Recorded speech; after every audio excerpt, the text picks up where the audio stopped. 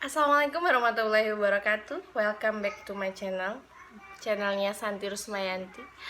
Sebelum saya melanjutkan ke materi kali ini, jangan lupa untuk subscribe and like di channel YouTube Santi Rusmayanti, karena subscribe itu gratis ya.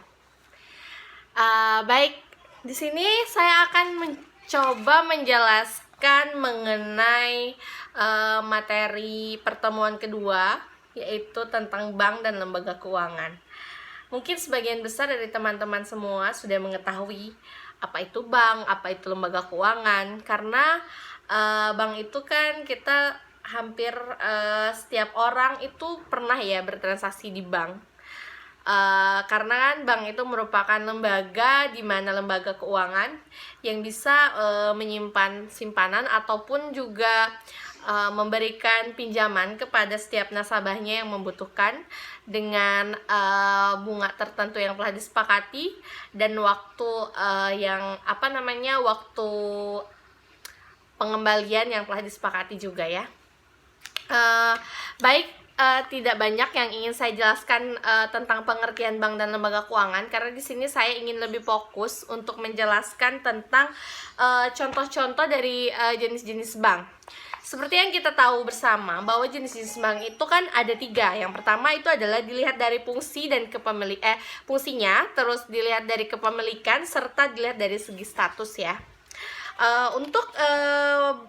Yang terakhir ada juga yang keempat, dilihat dari segi cara penentuan harga. Di sini saya ingin menambahkan materi mengenai contoh bank yang mungkin teman-teman di sini belum mengetahui contoh-contoh banknya itu apa gitu. Karena kan di sini seperti dilihat dari fungsinya itu kan, bank itu kalau berdasarkan fungsi itu adalah bank umum dan bank perkreditan rakyat. Dimana kalau untuk contoh bank umum sendiri itu seperti bank, kalau kita sebut merek ya, yang pertama itu seperti bank BUMN, itu kan merupakan bank umum. Bank BUMN itu seperti BNI, BRI, BTN, atau Mandiri. Ataupun juga bank-bank lain yang dia fungsinya bukan sebagai bank sentral. Kalau bank sentral itu kan Bank Indonesia, sedangkan kalau bank umum itu adalah bank yang yang menyelenggarakan transaksi langsung dengan nasabah. Sedangkan kalau Bank Indonesia itu kan merupakan bank pusat, di mana dia itu mempunyai tugas, salah satunya itu adalah untuk mencetak uang. Karena di Indonesia ini pencetakan uang itu hanya boleh dilakukan oleh Bank Indonesia. Baik, saya ingin sedikit memberi tambahan mengenai jenis-jenis bank dilihat dari segi kepemilikan. Itu kan ada bank pemerintah. Kalau bank pemerintah sudah jelas ya, tadi saya jelaskan kalau bank pemerintah itu contohnya itu adalah bank BUMN seperti Bank BNI, Mandiri, BTN, dan BRI, BNI, Mandiri, dan BTN. Ada 4 ya bank BUMN di Indonesia.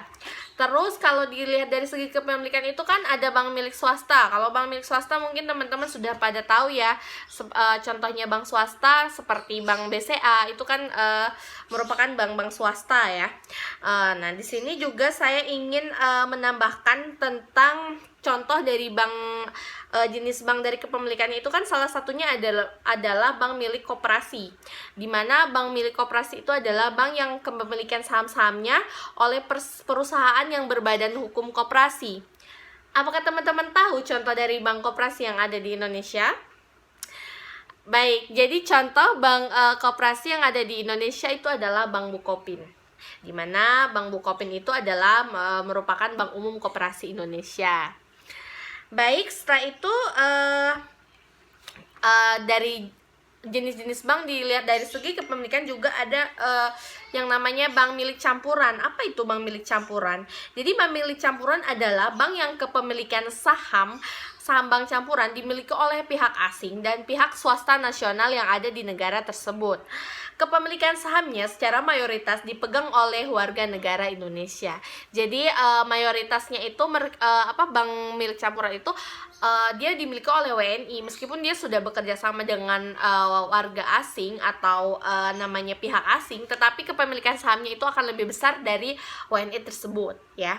Terus kalau contohnya apa? Contoh bank milik campuran itu, bank milik campuran itu contohnya seperti Bank Inter Pacific Bank, Mitsubishi Buana Bank, dan Bank Sakura Swadharma ya. Itu merupakan contoh dari bank milik campuran. Selain itu yang ketiga itu kan ada dilihat dari segi status itu kan ada dua ya. Yang pertama adalah bank devisa, yang kedua itu adalah bank non devisa. Nah, di sini saya ingin menjelaskan contoh-contoh bank devisa yang menyediakan daftar bank yang menyediakan devisa itu seperti bank apa sih gitu kan.